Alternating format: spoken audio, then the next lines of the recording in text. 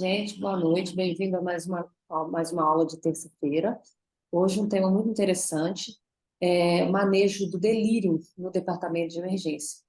E quem vai dar essa aula para a gente vai ser o Lucas, ele é R3 de Medicina de Emergência do Hospital das Clínicas. Bem-vindo, Lucas.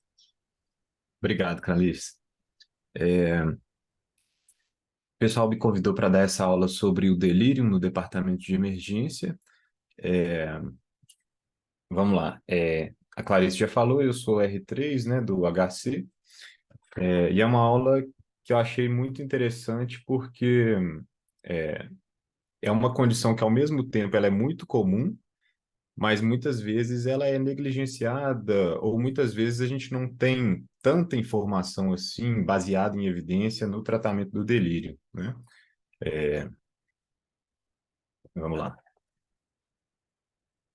Então, para começar essa aula, o que que é importante a gente falar?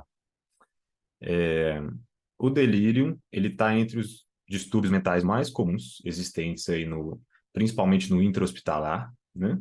Ele é um distúrbio que se apresenta de maneira muito complexa. E isso dificulta muito o estudo desse distúrbio, porque são múltiplas, porque é multifatorial, então ele tem várias causas diferentes.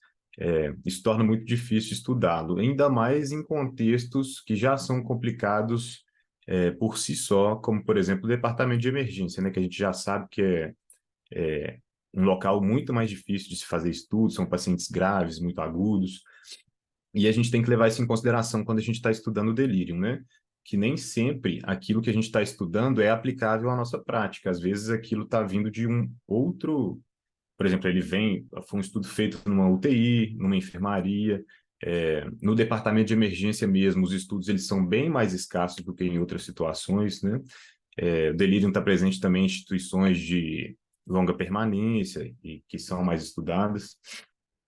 E aí a gente tem que lembrar que esses estudos eles são mais limitados. A maioria dos estudos que a gente tem sobre delírio no departamento de emergência, eles são observacionais, são baseados mais em relatos de caso e opiniões de especialista também. Poucos são os estudos que são estudos mesmo randomizados, multicêntricos, né? Intervencionistas mesmo.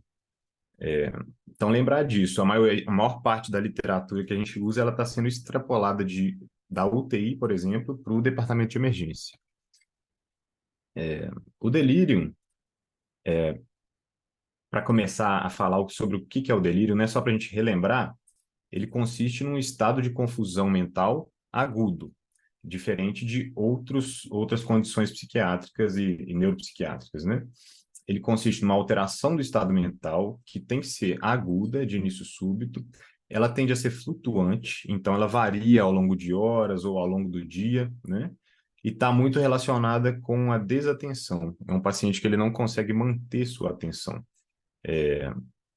E para a gente falar em delírio, a gente não pode ter um paciente muito rebaixado, porque o rebaixamento muito intenso ele é um fator confundidor. Eu não sei se o paciente está realmente desatento ou se ele está muito rebaixado, né?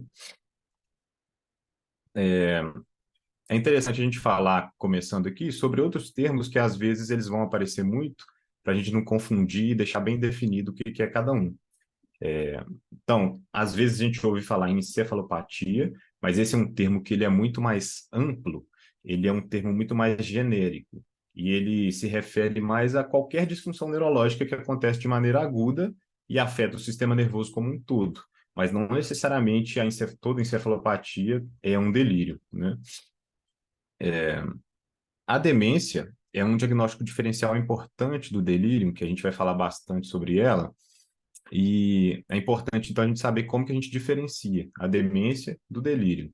A demência é uma alteração mental que é crônica, de longa data, ela evolui de maneira progressiva, ela tem seu início muito mais insidioso, e ela não tem esse caráter flutuante, não. Normalmente o paciente ele está sempre do mesmo jeito e vai progredindo lentamente. E lembrar que os pacientes que têm demência, eles podem sim desenvolver quadros de delírio, e aí a gente vai ter uma sobreposição dos dois quadros, né?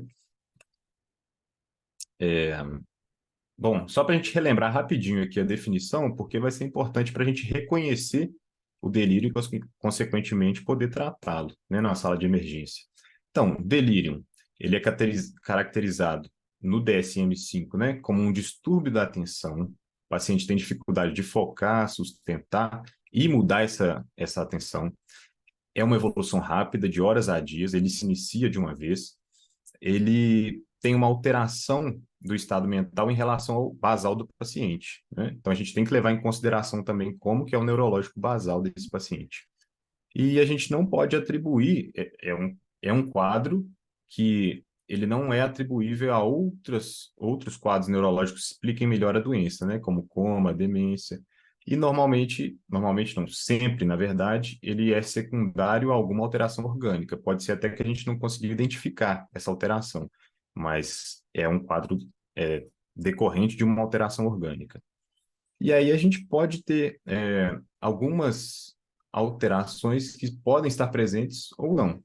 Seriam elas as alterações psicomotoras, alterações de comportamento, que a gente vai ver que podem aparecer no delírio hipo ou no hiperativo, manifestações psicóticas, né, delírios, alucinações, alterações do ciclo sono-vigília, hiperativação simpática e distúrbios emocionais. Mas esses últimos aqui, eles não são obrigatórios para o delírio.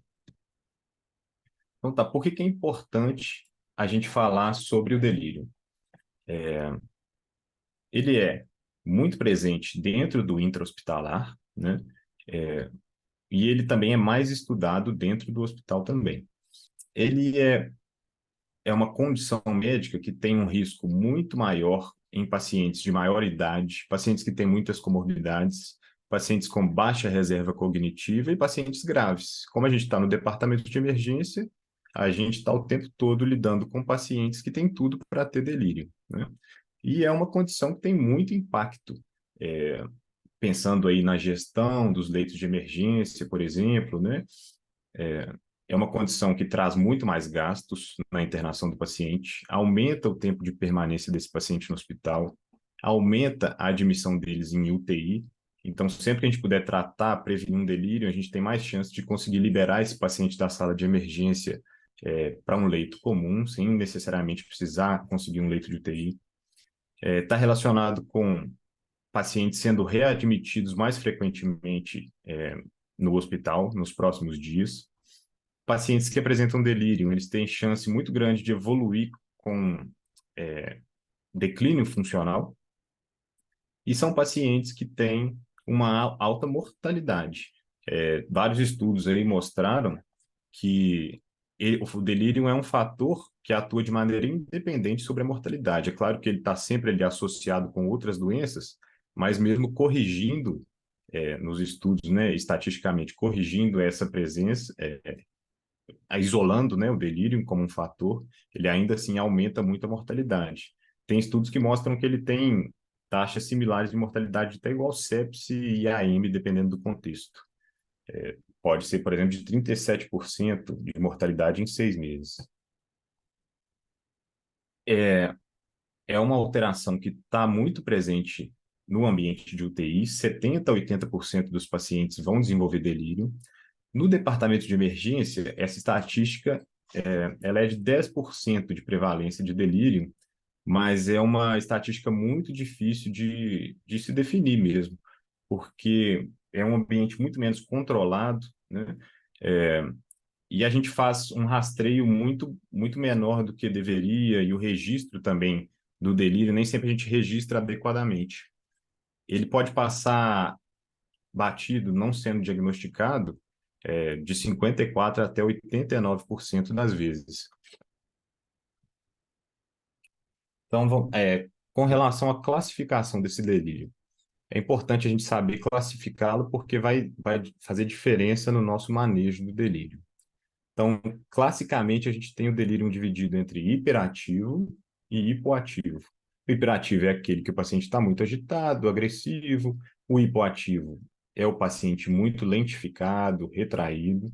E existe ainda a apresentação mista. O paciente ele pode variar. A gente viu que o paciente ele flutua ao longo do dia.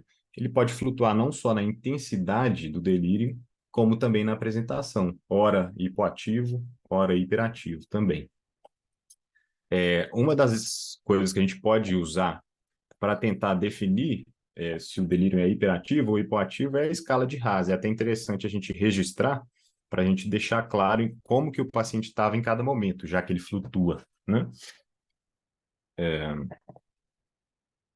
Hoje em dia não, mas recentemente surgiu uma nova denominação aí para um tipo específico de delírio, que no inglês eles chamam de Excited Delirium Syndrome.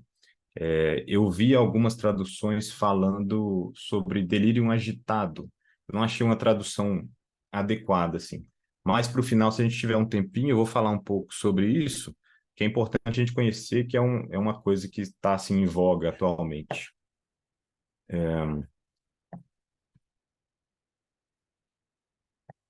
Então, muito importante no manejo do delírio é a gente identificar ele corretamente, antes de tudo.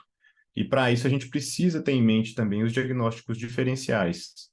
O principal diagnóstico é a demência, que a gente falou, porque pacientes com demência, eles estão mais suscetíveis a ter delírio e aí eles fazem um quadro sobreposto. Então, a gente tem que diferenciar se aquilo é só o basal do paciente, é só a demência ou tem um delírio acontecendo ali também. Outros transtornos psiquiátricos, né, como, por exemplo, a esquizofrenia. A gente tem que pensar em AVC gerando uma afasia, por exemplo. O paciente afásico, muitas vezes, ele pode ser confundido como um paciente confuso, porque ele não está conseguindo concatenar as palavras e, na verdade, é uma afasia, né? Estados epiléticos é mais raro, mas pode também causar confusão mental. E lembrar que o paciente que está em coma, muito rebaixado, com estupor, ele não necessariamente ele está em delírio, né? A gente nem consegue avaliar a questão da atenção. Com relação à fisiopatologia do delírio, ela é muito complexa, ainda tem muita coisa para ser estudada, para ser descoberta. É importante só a gente saber algumas coisas da fisiopatologia que vão ajudar a gente no manejo, no nosso raciocínio, na forma de entender como e por que o delírio deve ser manejado do jeito que a gente maneja, né? Então, lembrar que o delírio ele é multifatorial. Dificilmente eu vou conseguir apontar uma causa única para que é responsável pela ocorrência do delírio, né? E por isso mesmo que ele varia, porque tem vários fatores ao longo do dia influenciando para a ocorrência do delírio.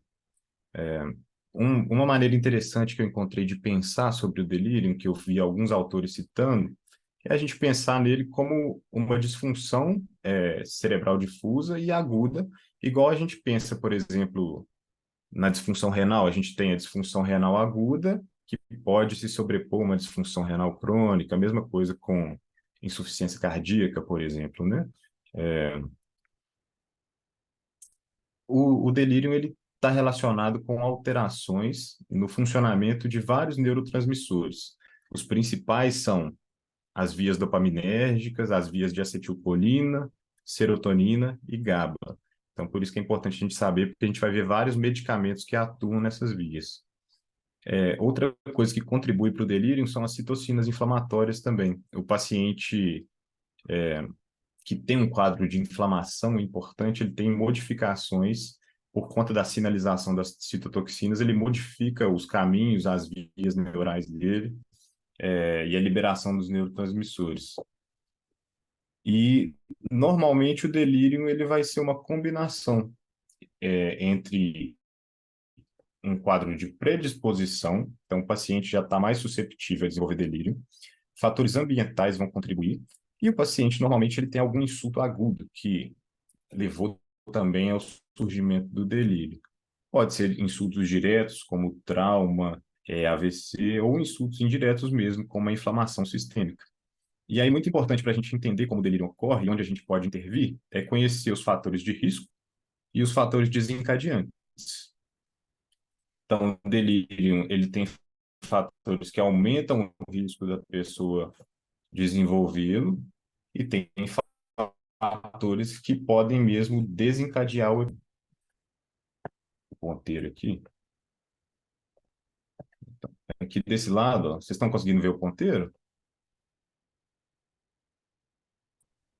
Sim. Beleza. Desse lado aqui, isso aqui eu peguei desse artigo do EB Medicine, que é muito interessante. Ele classifica bem o delírio e ele fala sobre, ele coloca para a gente aqui os fatores de vulnerabilidade, que são muitos, né? Ó, qualquer coisa que altere o funcionamento basal do sistema nervoso, é, idade, histórico, por exemplo, de trauma, de doenças sistêmicas, né? Isso aqui são todos fatores de vulnerabilidade. E aqui, desse lado, a gente tem os fatores precipitantes.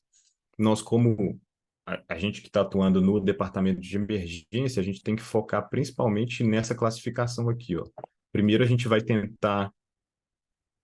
pesquisar e tentar intervir nos fatores críticos, que são hipóxia, falência respiratória, né, alterações, congestão, infarto, choque. Primeira coisa que a gente tem que pesquisar são essas causas. Depois, em segundo lugar, são os fatores também emergentes, né?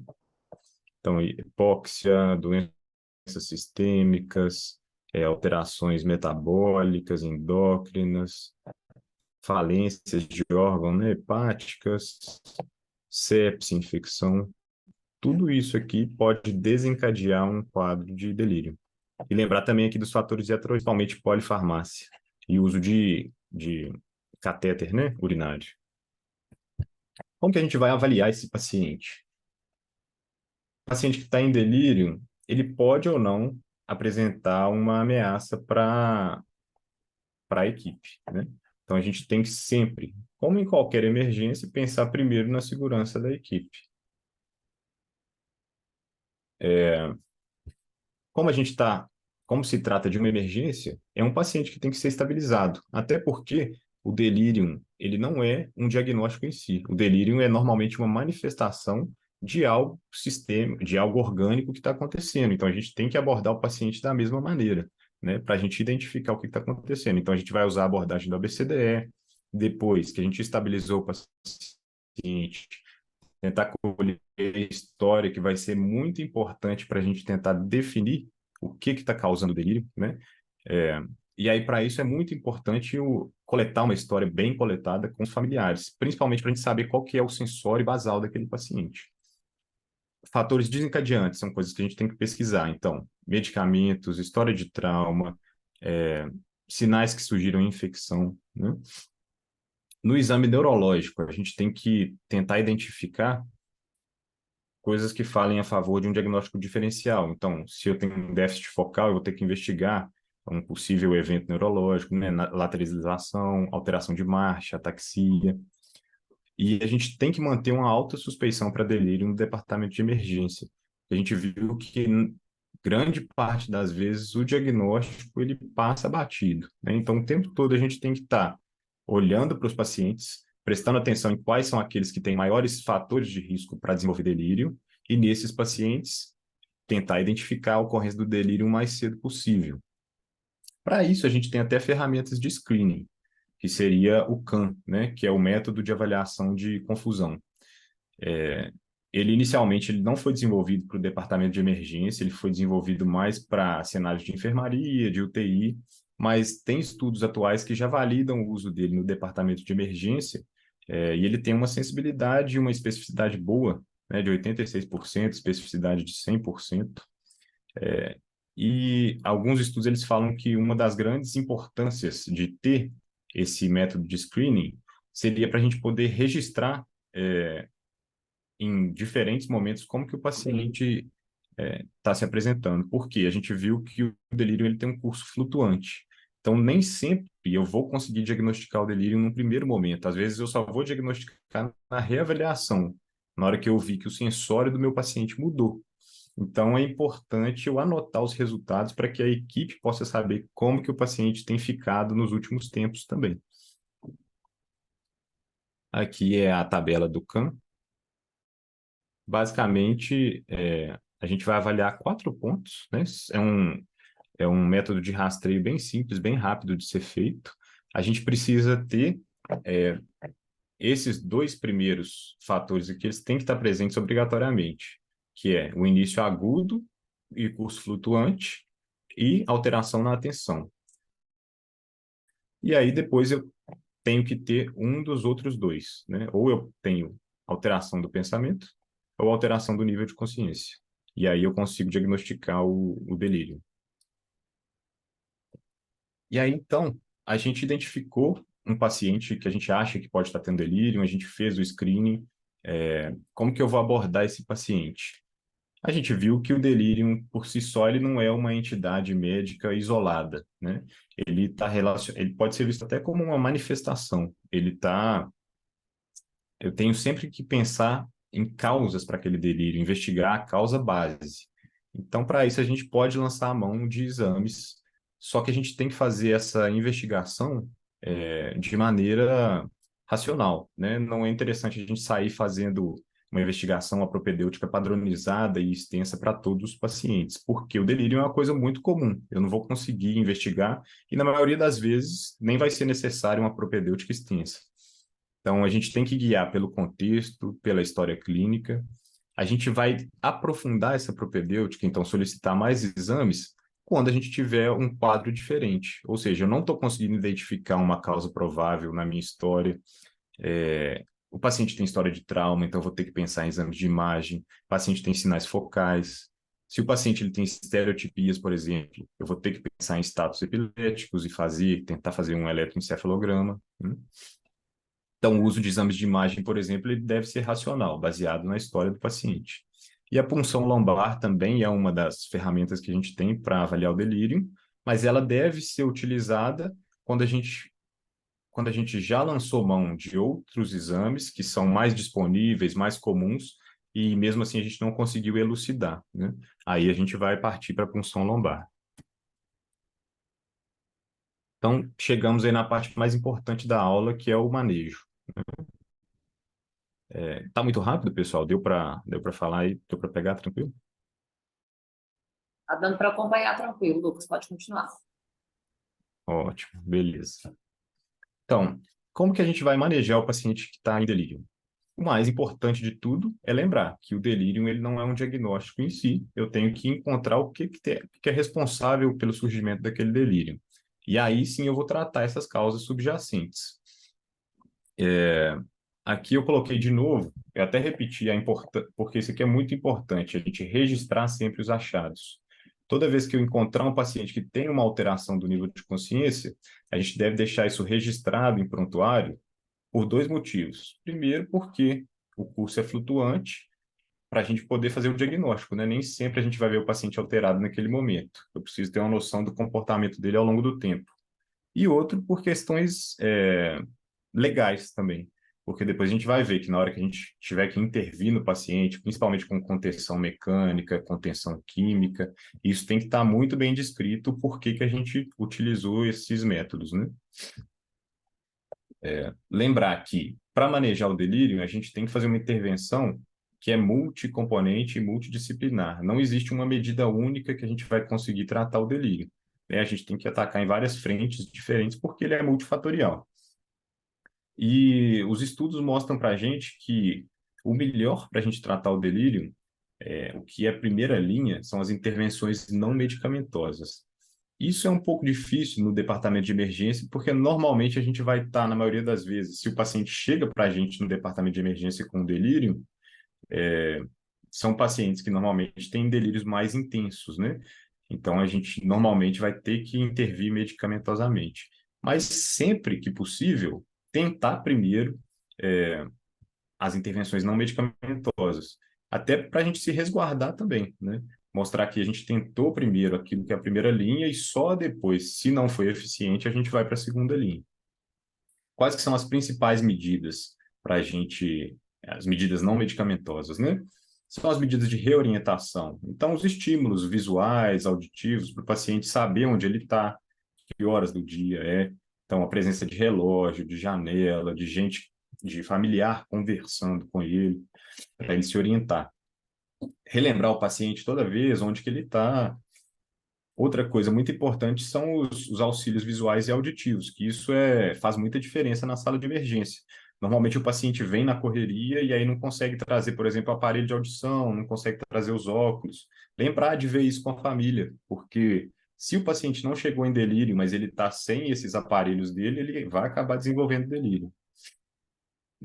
Muito importante, sempre que possível, não restringir o paciente ao leito, seja com contenção mecânica ou com dispositivos invasivos, dispositivos de monitorização, sempre que possível tentar permitir a mobilização, né? Estímulos danosos, igual na sala de emergência, é muito presente, luz forte, barulho o tempo todo, sempre que a gente conseguir reduzir isso, melhor para evitar o delírio. Tentar melhorar a higiene do sono dos pacientes. Uma das coisas que a gente vê que contribui muito para o delírio é, é justamente um sono de má qualidade, né? Então, e é claro que é difícil conseguir isso no departamento de emergência, mas sempre que a gente puder tentar otimizar um pouco o descanso do paciente, o sono dele, é importante também. E aí uma coisa que também é difícil no nosso contexto, principalmente no contexto do SUS, que é ter um local adequado para o familiar ficar, né, e estimular o paciente. Isso também é importante, a gente tem que tentar sempre que possível. A gente tem um paciente com maior risco de desenvolver delírio, um idoso, um paciente com uma demência, se possível, deixar pelo menos em alguns momentos, né, os acompanhantes verem os pacientes, né, para estimular o paciente. E aí, o que mais que a gente tem de medidas não medicamentosas? A gente tem que tentar sempre o paciente que está em delírio, principalmente o delírio hiperativo, o paciente que está agitado, agressivo. A gente tem técnicas para fazer um descalonamento verbal, né? Tentar não deixar esse paciente mais irritado, mais agressivo ainda. Então, tem formas da gente abordar. Eu não vou confrontar o paciente, eu vou tentar reafirmar ele, né? Tentar falar de forma que eu reafirme os sentimentos dele, reafirme o que ele está o que está causando a agressividade, né? A contenção mecânica ela deve ser utilizada em último caso, somente nos pacientes que realmente representam risco para a equipe ou para si mesmos, e essa contenção mecânica ela tem que ser temporária, só o suficiente para a gente manejar o paciente com a contenção química e depois fazer a propedêutica adequada, os tratamentos que ele precisa. É muito importante a gente também identificar, primeiro de tudo, o paciente chegou, a gente tem que focar em identificar as condições críticas, né? Não é simplesmente conter o paciente, fazer uma contenção mecânica, química e deixar ele lá descansando, né? A gente tem que tentar identificar essas condições críticas. Hipoglicemia, hipóxia, choque, alterações neurológicas. E aí a gente vai pesquisar e tratar as causas mais comuns de delírio. A principal de todas disparada é a infecção. Alguns estudos mostram que ela está presente em até 67% dos pacientes, né? E aí, na hora que a gente for tratar, a gente tem que lembrar também que alguns ATB, alguns antibióticos, eles podem causar delírio, né? Então, a gente tem que ter isso em mente. Desidratação é uma causa muito comum. Distúrbios hidroeletrolíticos, abstinência de drogas. E aí, quando o paciente chega e eu estou suspeitando de abstinência, seja de drogas ilícitas, de álcool, ou mesmo abstinência de medicações, né? Eu tenho que suspeitar, e o paciente, se eu suspeito que ele é etilista, uma das coisas que eu tenho que fazer também é tratar a verme, que pode ser uma causa de delírio. Eu tenho que focar também no controle da dor, né? A dor é uma causa muito importante de delírio, porque o paciente não descansa, ele não dorme, e aí ele acaba evoluindo para essas alterações de ciclo sono-vigília. E aí uma coisa muito importante no manejo da dor é a gente tentar fazer um manejo multimodal, tentar combinar drogas diferentes para a gente ter o mínimo de efeitos colaterais e ter efeitos sinérgicos na analgesia, né? Sem ter, por exemplo, efeitos de sedação, porque as drogas os analgésicos que causam sedação, eles tendem a piorar delírio também, como os opioides. Coisas muito comuns que a gente encontra no departamento de emergência é retenção urinária em pacientes críticos, então sempre pesquisar a bexigoma. Outra coisa que a gente sempre encontra nos pacientes é polifarmácia, né? Então a gente tem que ficar de olho nas medicações do paciente e tentar remover qualquer medicação que possa estar contribuindo. Vocês vão ver que tem uma lista imensa de medicações que podem causar delírio. E aí, lembrar que não é só em dose supraterapêutica, não. Doses terapêuticas baixas, inclusive, elas podem causar delírio, sim. E atentar para dispositivos invasivos sempre que possível também, retirar as invasões do paciente. Aqui eu selecionei os medicamentos que são mais comuns aí de causarem delírio, mas a lista é infinita, assim. Então, sempre que tiver um medicamento que a gente está na dúvida também, é bom a gente consultar. Então, os principais causadores aí disparados de delírio são os benzodiazepínicos, Zolpidem, os antihistamínicos, porque eles têm efeito anticolinérgico. A gente viu lá que a acetilcolina é um dos neurotransmissores mais envolvidos, né, mais responsáveis pelo delírio. Então, qualquer medicamento que tenha efeito anticolinérgico, igual os tricíclicos, eles vão contribuir para delírio. Opioides, anticonvulsivantes. E lembrar dos antibióticos, principalmente das quinolonas e do cefepime, principalmente em idosos, são causas importantes de delírio. E aí, na abordagem, então a gente tentou abordar de maneira não medicamentosa, e mesmo assim o paciente ele ainda se mantém em delírio, aí a gente vai pensar em abordagem medicamentosa. Primeira coisa, os medicamentos para tratar as causas subjacentes, né? Lembrar que o antipsicótico ele não trata o delírio, né? A gente usa o antipsicótico no delírio hiperativo para controlar a agitação e permitir que a gente continue investigando e tratando a causa de base, né? Mas ele não vai tratar delírio. Então, a gente vai lançar a mão de medicamentos mesmo para controle do delírio no caso de agitação, tá? Não existem evidências de que os medicamentos antipsicóticos no delírio hipoativo, no paciente que não está agitado, não existe evidência de que esses antipsicóticos eles tenham algum benefício. Pelo contrário, eles podem até contribuir para o delírio se manter, porque eles têm algum efeito sedativo também. Então, a gente vai usar só nos pacientes que têm realmente uma agitação. E aí, para a gente definir se aquele paciente ele precisa mesmo de medicamentos, é importante eu tentar categorizar essa agitação, estratificar ela, né? Então, eu tenho a agitação leve, moderada e grave. Leve é o paciente que está agitado, mas está cooperando. Normalmente, esse paciente que não vai precisar de medicamento. Na agitação moderada, é o paciente que não coopera, mas pelo menos ele não está oferecendo risco à equipe, ele não é um paciente violento. Aqui eu ainda consigo atuar com algumas medidas não farmacológicas e, se necessário, eu posso até lançar a mão de medicamentos, mas em doses mais baixas, com mais calma, né? Eu não preciso usar doses grandes, tentar conter o paciente rapidamente.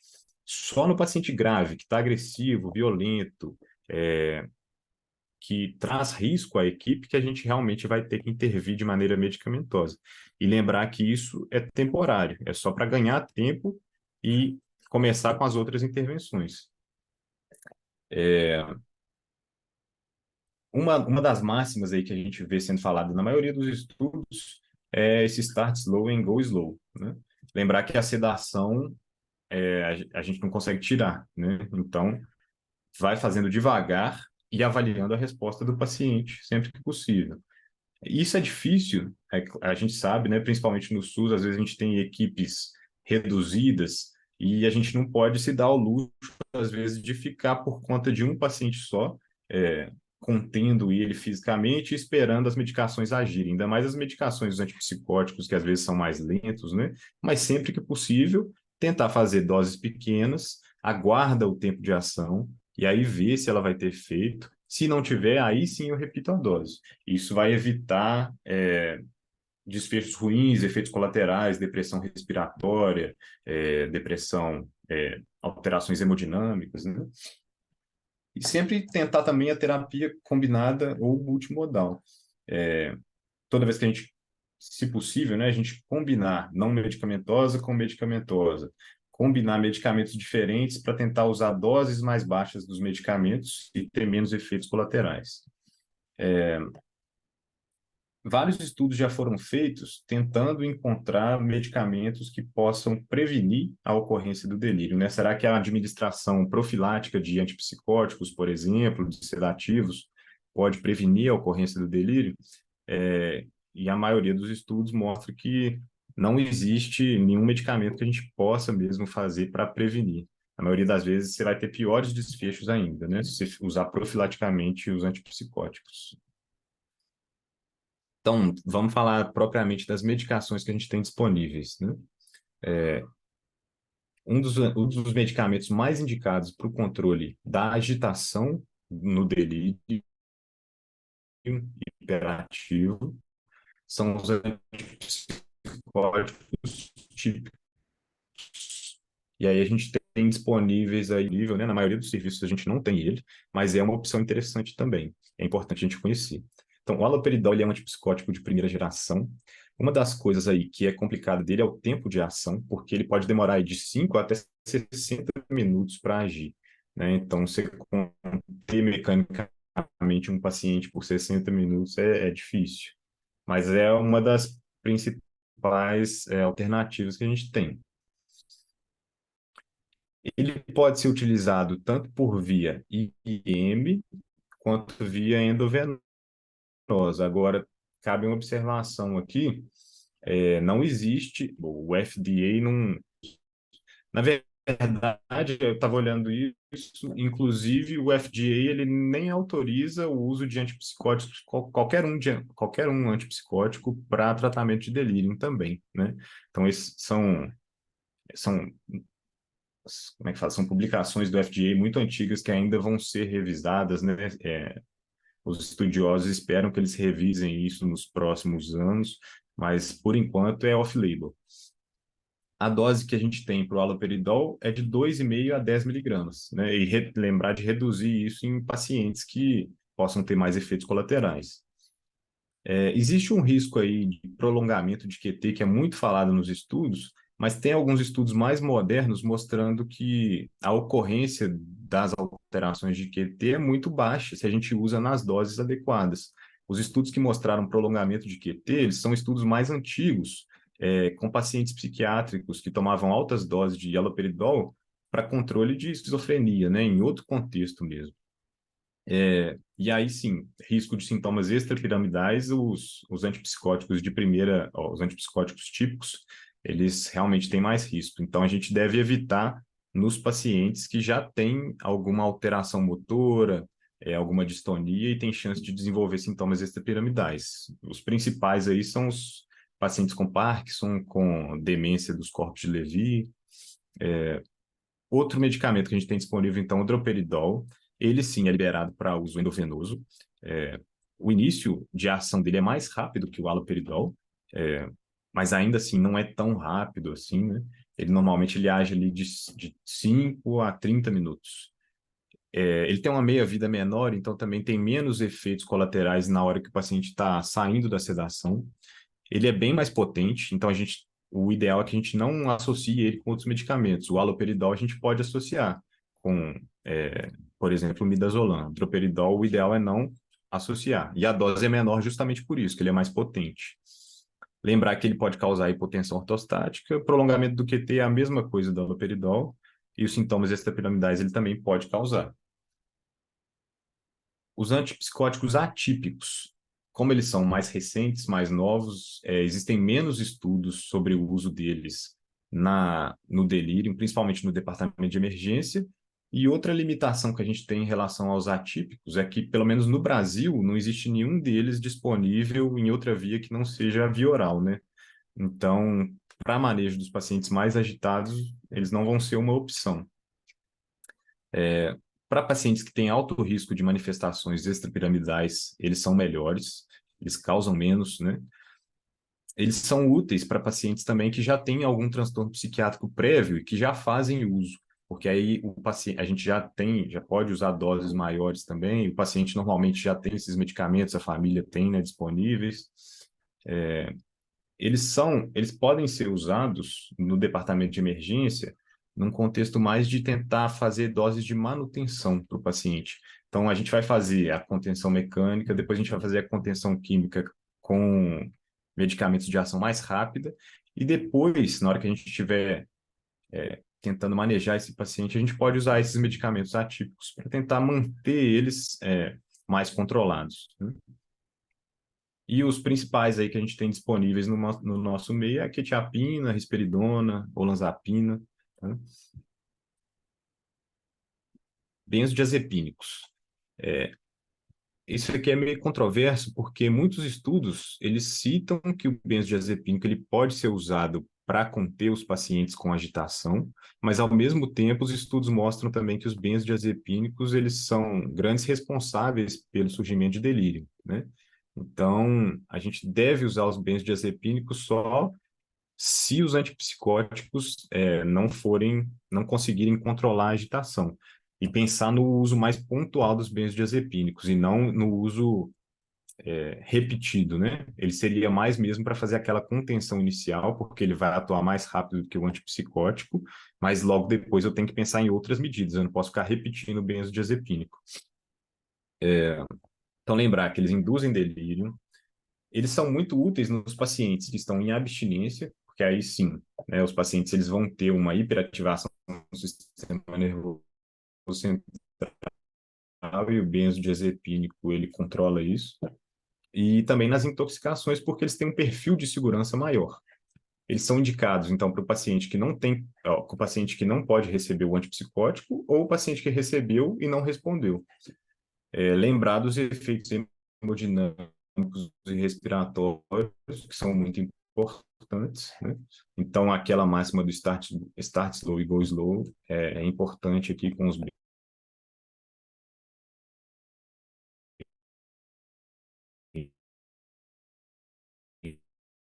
pesos, e ele que está disponível para a gente utilizar nesses pacientes, então não tem acesso nem do venoso.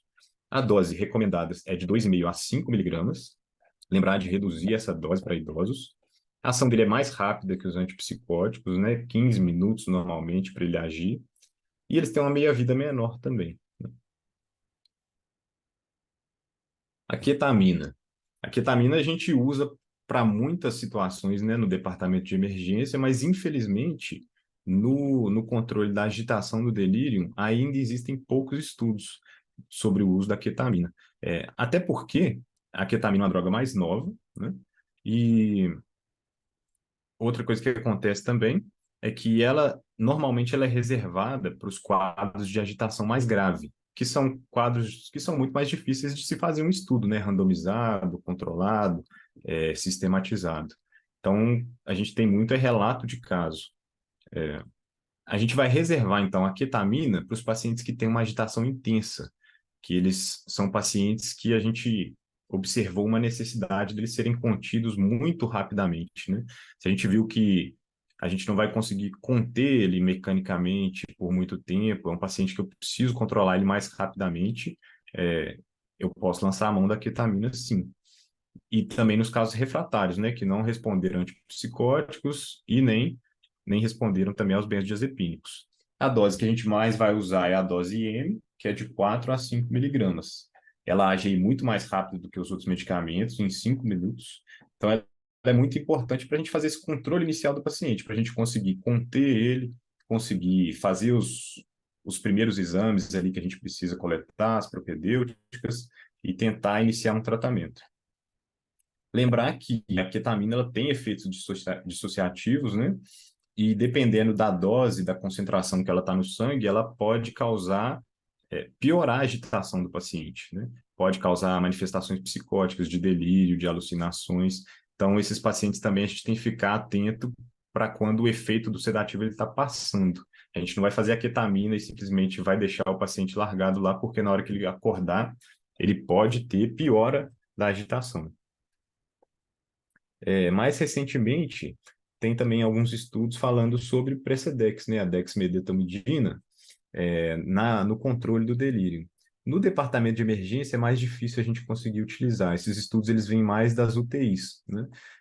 Já foi visto que o uso do Precedex ele diminui o tempo de VM do paciente. Então, aqueles pacientes que às vezes estão começando a acordar e ainda estão entubados, eles começam a ficar muito agitados porque às vezes eles estão apresentando delírios e aí, com o Precedex, você consegue diminuir a ocorrência desses delírios, deixar o paciente mais calmo para fazer a extubação. Outra situação que o Precedex tem sido visto aí com uma certa utilidade seria para tentar controlar o ciclo de sono-vigília do paciente. Alguns estudos mostraram que você pode fazer o Precedex durante a noite para tentar induzir o sono do paciente. Como ele é uma droga de meia-vida curta, que é titulável, ele não fica com efeito residual, você suspenderia o Precedex pela manhã, e aí dessa maneira você induz o paciente a regularizar o ciclo sono-vigília de novo dele, né? De dormir à noite, ficar acordado durante o dia, e isso mostrou reduzir o delírio em alguns pacientes. Lembrar que ele tem menos depressão respiratória, por exemplo, do que os benzodiazepínicos, mas ele tem efeitos hemodinâmicos importantes. Como é que nós estamos de tempo aí, Clarice? Nós estamos no limite, Lucas. Ah, beleza. Tá. Vou falar rapidinho aqui sobre isso aqui. Então, alguém já ouviu falar sobre essa síndrome, Excited Delirium Syndrome? Eu nem achei um nome assim em português mesmo, traduzido, não. Eu também nunca tinha ouvido falar sobre ela quando eu fui estudar. Eu achei interessante colocar aqui, porque a maioria das fontes, quando a gente vai estudar sobre o delírio, principalmente no departamento de emergência e no pré-hospitalar, né, as fontes, os artigos dos paramédicos, por exemplo, eles citam muito esse delírio, que eles chamam, dá para traduzir como delírio agitado. Eu vi algumas traduções assim. Essa terminologia tem sido um problema lá nos Estados Unidos, porque ela saiu do meio médico, começou a ser usada no meio policial, e para designar esses pacientes que não cooperam, né, que não aceitam ser contidos, e aí existe uma associação negativa desse termo com, com porque ele está muito associado à brutalidade policial, e a gente ele seria um termo assim, para designar aquele paciente que tem um delírio hiperativo muito intenso, aquele paciente, por exemplo, que está o dia inteiro usando droga na rua, e aí ele faz aquele delírio com uma ativação simpática intensa, com sudorese, hipertensão, todas as alterações simpáticas mesmo, né? E aí, por conta de todo esse contexto, a Associação o Colégio Americano, né, de Médicos Emergencistas, eles fizeram uma publicação, uma força-tarefa, para tentar abordar esse tema da melhor maneira possível, com o maior cuidado, assim. É muito interessante ler, porque aí eles falam muito bem de como abordar esses pacientes que estão altamente violentos, altamente agressivos, né? Eles falam que a melhor forma da gente tratar, para a gente designar esses quadros, então, seria um delírio hiperativo com agitação grave. É uma emergência médica, porque tem uma alta mortalidade, até 10% de mortalidade. São aqueles pacientes, é muito comum em pacientes que fazem uso, abuso de drogas, né? Lá nos Estados Unidos, cocaína e metanfetamina, aqui mais o crack, né? Ele seria o extremo do contínuo do delírio, né? Que vai desde o delírio hipoativo até o hiperativo mais intenso. São pacientes com agressividade extrema, desorientados, com uma hiperativação simpática, eles estão sob alto risco de desenvolver hipertermia, rabdomiólise, acidose, arritmias e morte súbita. Então, a gente tem que ter muito cuidado na segurança da cena, né, com esses pacientes, sempre que possível, acionar a polícia se a gente está no pré-hospitalar. E a contenção desses pacientes tem que ser muito cuidadosa, porque como eles estão muito agitados, o limiar para a dor deles é muito alto. é, Se a gente tentar conter eles mecanicamente por muito tempo, a gente pode acabar piorando essa situação. Ele pode ficar mais agitado, desenvolver mais hipertermia, mais rabdomiólise, né? E aí, para esses casos, uma excelente droga é a ketamina, porque é um paciente que ele precisa de uma contenção química muito rápida, pelos próprios riscos, né, dessa agitação intensa. E é uma situação que é muito interessante a gente pensar na. Normalmente eles vão precisar ser contidos e entubados. É um paciente que a gente normalmente vai usar a sequência atrasada. Para eles, ela se aplica muito melhor, porque a gente vai ter que fazer uma sedação antes com a ketamina, por exemplo, e só depois a gente vai conseguir pré-oxigenar esses pacientes e preparar eles adequadamente. Eles são pacientes que estão hiperventilando, que normalmente eles estão acidóticos, desaturando, né? Eles têm alterações eletrolíticas, acidose. Então, o interessante é sedar primeiro para depois a gente preparar e entubar. Então, para finalizar, quais que são os pontos-chave da aula, né? A gente tem que focar sempre nas medidas de prevenção. Se a gente puder prevenir a ocorrência do delírio no nosso departamento de emergência, sempre melhor, porque a gente viu que o delírio ele está relacionado à maior mortalidade. E outra coisa que acontece, depois que o delírio ele se inicia, mesmo que a gente trate a causa de base, ele ainda pode se manter por algum tempo, coisa de dias, semanas, até meses, né? Mesmo depois de tratar a causa de base. Então, se a gente puder evitar o início do delírio, melhor. Lembrar que as informações dos familiares, dos cuidadores, é muito importante para a gente estabelecer qual que é o neurológico basal daquele paciente, para a gente saber se ele tem um delírio sobreposto ou se o paciente é, já tem aquela alteração mental, né? A gente tem que manter uma alta suspeição no departamento de emergência, porque a gente viu que a maior parte dos diagnósticos eles passam batido mesmo. E aí, para isso, a gente pode lançar a mão de ferramentas de rastreio. É claro que é difícil a gente fazer rastreio em todo mundo num departamento de emergência, né? Principalmente se tem uma alta demanda, mas pelo menos naqueles pacientes que a gente está com dúvida, ou nos pacientes que a gente sabe que tem mais risco de desenvolver delírio, a gente deve usar essas ferramentas de rastreio quando possível. É, é, é, é, a história clínica é muito importante para a gente definir a causa e tratar. A propedêutica do paciente ela deve ser individualizada, a gente só vai aprofundar essa propedêutica no paciente que as causas não estão muito claras. Só um segundo, caiu a aula aí ou não? Apareceu uma mensagem que tinha caído. Tá travando um pouquinho só. Travou, Vocês mas estão me ouvindo? A gente está te ouvindo. Pode continuar. Alô? Ah, travou um pouco, né? Beleza. Então, a gente deve sempre priorizar o tratamento de primeira linha, que são as medidas não farmacológicas, e se não for possível, aí sim a gente vai intervir quando existir agitação que cause algum risco para o paciente. Sempre que possível, evitar contenções, restrições, invasões que vão contribuir muito para o delírio do departamento de emergência. E é isso, a gente vai tratar com medicamentos aqueles pacientes com agitação importante ou refratária. É isso, obrigado, pessoal.